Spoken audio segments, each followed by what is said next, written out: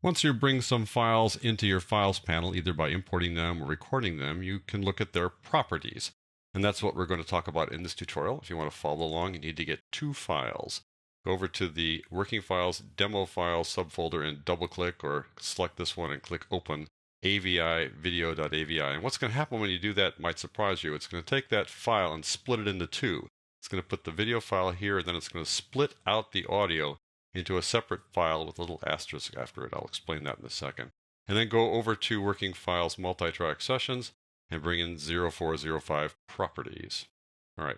So how do you view properties? You view properties here in the Files panel, and you view them down here in the Properties panel. Let's start here in the Files panel. Files panel has this little scroll bar at the bottom, just as the media browser did. It shows basically what you saw inside the media browser. No big surprise there. You can control what columns show up here by right-clicking in the column header area here. It can be anywhere where you right-click. Just right-click, and you get all the checkboxes that show all the things that will be inside there. This is the default view. Basically, everything that you can see, every little property will show up there. But what's intriguing to me is that the sample type takes three things and put it into one place, which is kind of a nice deal.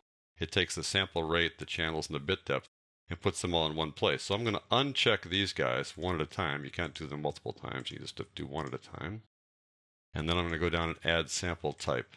And sample type will be at the very end, because that's the last thing on the list. There it is. So it's 48,000 samples per second. It's stereo or mono or two channels. I'll talk about that in a moment. It's 32-bit or 24-bit. So all that stuff is in one place. And I kind of like seeing that right toward the top, right near the beginning here. So how can I see that if it's way back here? Well, you can slide things over. So I'm going to open this up, make it a little wider so it's easier to manipulate for a second here. Then you can drag a column like that right across the line. There you go. Now we're getting it pretty close. Need to drag it a little bit farther. I'll put it right next to duration. So now we can see the name of the file, its duration, and the sample type information. This is the format and other information on here, including the file path. Now you'll notice something here. There's no file path for this guy. The reason there's no file path is because when you bring in video, it splits out the audio and puts the audio portion in a temporary folder in a temporary file and doesn't tell you where it is. It's one of those little hidden things that they just don't want you to know about because, you might mess it up, I guess. But at any rate, it's no big deal. It's just sitting there temporarily. And if you change it and then want to save it, or simply want to save it as a separate file, when you do save it, you'll click File Save or File Save As, either one, and it'll ask you where do you want to put this guy. You can't put it in the temporary folder. So when you do that, then it'll save it and get rid of the asterisk, just so you know, and then the little file path will show up here. Let's just talk about a couple other things. You can put these guys in alphabetical order by clicking on Name, or reverse alphabetical order if you click it more than once. There we go. It does numbers first and then goes down the line. You can also arrange it by duration.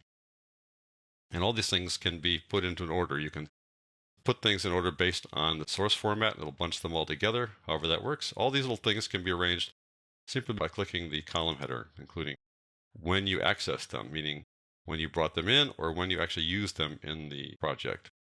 So let me go back to the beginning here, click on alphabetical because that's the logical one for me, and make sure it goes from top to bottom and stretch this guy back across there. Okay, that is the Files panel. Let me go down to the Properties panel. Now, in the default view, which we've got here, you won't see the Properties panel. The media browser will be in front, but the Properties panel will be over here. To see it, click on the tab, and there you are in the Properties panel. And if you don't see the Properties panel in this group, it's because you probably don't have the default workspace open, so you can always go to Window, Properties, and that'll bring it up front like that. Okay, so when you click on a file here, when you're looking on a file in this waveform view of the editor panel or any other views here, the spectral frequency or the pitch spectral frequency views, I'll go back to the waveform view, then this is what the information will look like in the Properties panel. You have two possibilities here. You've got info, and the info matches what you saw up here. Again, if I click on the audio from the video file, I need to double click it to make it active here. You'll see that there's no file path. That gives you a sense of why that is, because this guy's in a temporary folder. Also, you'll notice that it says two channels. This is not a true stereo signal. When this was recorded, it was a video recorder that had two monaural channels that were then stored onto one stereo file. But Audition recognizes that that's not really a stereo file. It's a two-channel file. That's just a little bit different than a stereo file. Anyway, that's how that looks. Let me just go back to the bass, and you can see that the bass information is down here once I double click on it, double click on guitar, and it shows up here. So the information is here. And down below, there's something called time display, and the time display matches whatever you've set inside your preferences. If you go to Edit, Preferences, Adobe Audition Preferences in Mac, go down here and go down to time display, you'll see that this information here matches what you saw over there. It's grayed out now because we got this guy open, but it's the same thing. Let me just close that down. That's because you want to see what's called decimal time here. That's minutes, seconds, and thousandths of a second. But you can change that. If you want to change it to something else like samples, and watch what happens. This time ruler will change, and all the times here will change from decimal view, minutes, seconds, and thousandths of a second, to samples. Everybody changes there. If I were to go to the multi-track session, you'll notice that it doesn't change. It still is decimal. It's because the multi-track session operates independently of the files. So when I go here, suddenly the duration is back to minutes again. I can always change the multi-track session if I want to samples as well. So let me go back to the guitar file, and I'd rather have this guy synchronized back up again, so I'll click that. There we go. Now we're synchronized back up again. So that's the properties panel when you're looking at a file. But when you're looking at a multi-track session, it's different.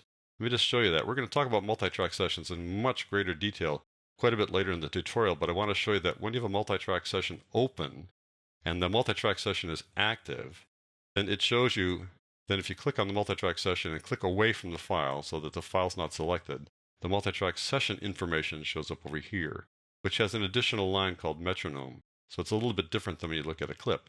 But if you click on a clip within the multi-track session, it's a different set of properties inside the properties panel versus what you saw over on the file side. If I slide this guy up, you can see a little bit more now, like there. There are three different things here. There's info, and info is similar to what you saw before in terms of location and duration, that kind of stuff, but also tells you about the clip in terms of where it resides inside the multi-track session. You scroll down, you see something called basic settings. Well, the clip inside the multi-track session has some basic settings that relate to the multi-track session, not so much to the clip. So this guy is active. For instance, I can change the color if I want to do that. Each clip can have its own color inside a multi-track session. And again, I'll go over this in more detail later. And then down here is something called stretch, which I cover inside the changing pitch and stretching time chapter later in the tutorial. So just be aware that when you look at clips here inside a multi-track session, you'll see different information in the properties panel than when you looked at them back over on the clip view, like that. It'll be just info and time display over here. So that's just a quick rundown on checking out the properties here in the Files panel and in the Properties panel for individual clips.